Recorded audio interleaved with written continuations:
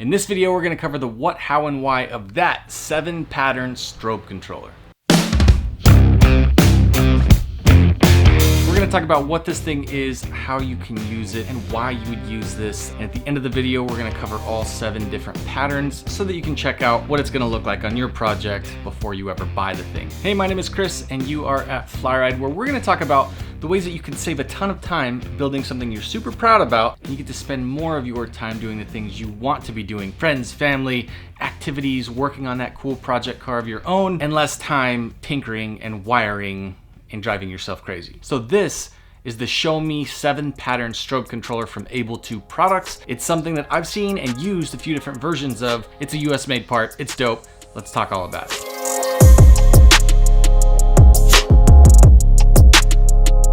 In my experience building lights, I've seen that smart builders are guys that use certain products or certain methods over and over again so they can get awesome outcomes, but it's repeatable. It doesn't take them too long. And at the end of the day, they know everything about it because they've done it so many times. This is the kind of product I recommend if you want to have a little money maker.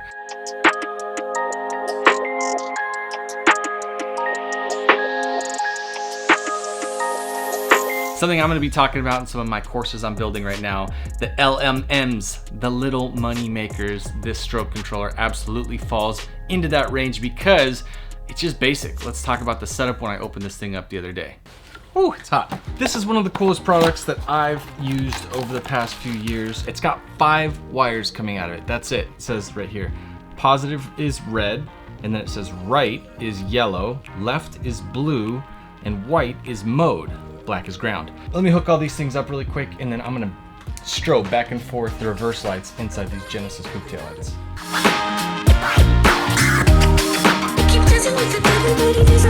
That's all that it is. It's a solid state device. So unlike the relays in the video that I did right there, this doesn't have any moving parts inside. When it turns on, it sends power to the left and the right, left and right, depending on what mode it's in.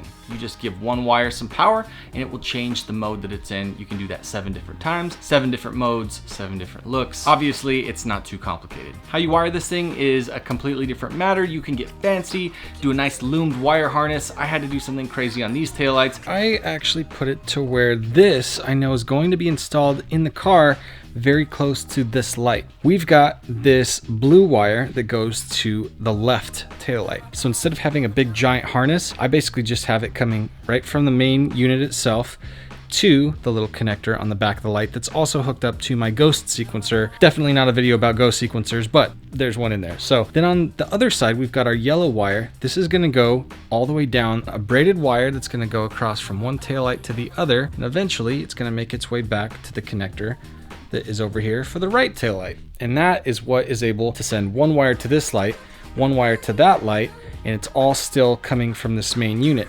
The only other thing that I have hooked up is power and ground, and the mode are all going to this little remote control receiver box.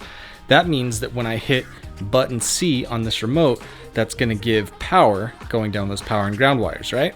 And then when I hit D, it's gonna be the same thing as holding down a momentary button, and then I push it again, that's the same thing as releasing it, therefore going to the next mode.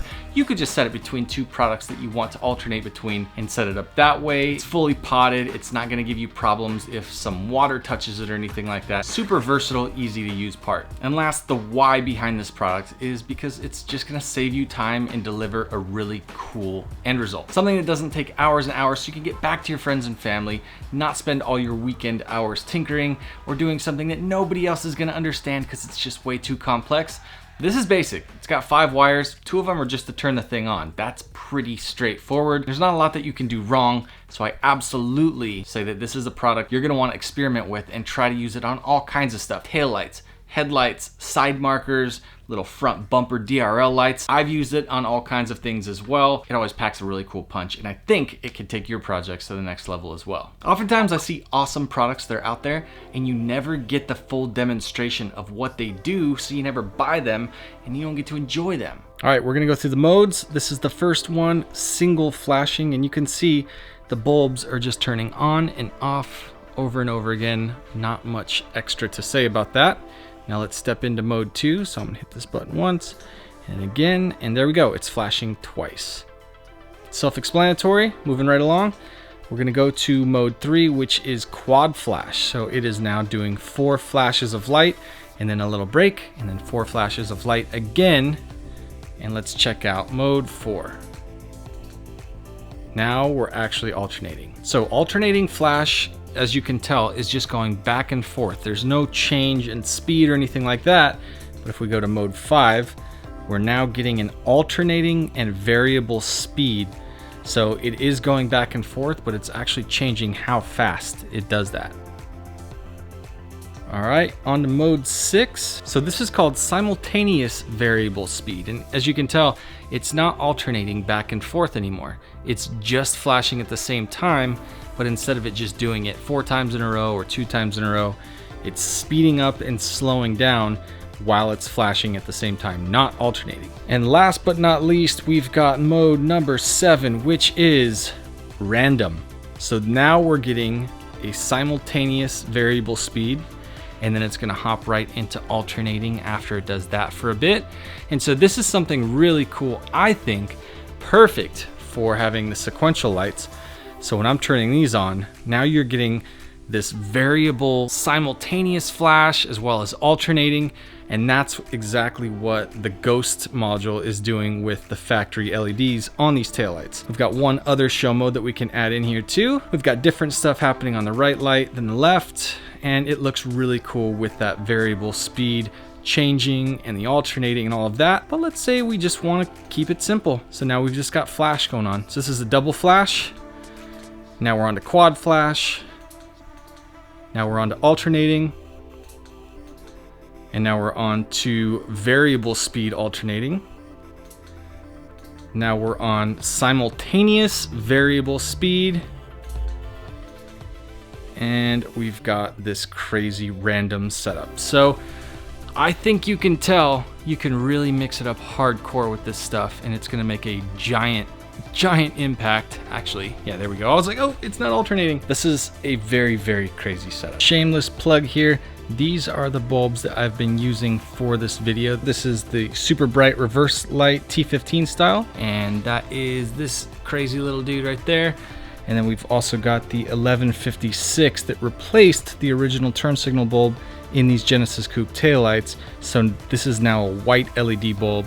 That is that guy right there. When you buy any of these bulbs from FlyRyde.com, it really does help a lot. This is kind of the main product that I sell as something that I personally package and ship off to you myself. So when you support the business by buying these, you're really supporting your boy Chris. So thank you. For the sake of being super thorough, I also have the factory functions that are hooked up to this. So if you want to see what strobe looks like with the parking lights on, or the brake lights, or we've even got the reverse lights. Notice now that the reverse lights are sending power to it, this little strobe unit is not able to make an impact because you can't tell that it was turning off and on. And then last but not least, we've got our cool sequential turn signals. So you can absolutely tie this thing in and make a full-on show just by using the strobe mode with your factory functions. Forget about having sequential other cool stuff and animations and all that. But obviously it's way funner with it, right? So you might be wondering, if I turn on the reverse lights and that's gonna come from the car normally, then how am I gonna be able to turn on the strobe lights as well when they're already getting power from something? How is it being powered by the new strobe controller as well as from the original reverse lights? The trick for that is these little diodes. Each one of these things represents one of the power sources that's going to those LEDs. So here with my super bright lights on, you can see the little silver strip at the top of these diodes a little bit better, and it's showing you which direction the electricity can go through, starting at the bottom of this little guy. And it's coming from one of the connectors right here that's also hooked up to the Ghost module, as well as from the factory plug that's back here. So that either way, I've got power coming from the vehicle or power coming from this little dude right here. It's still going through these little diodes, and it's not gonna allow that signal to backfeed into the reverse light circuit in the car because it only lets electricity go through one way.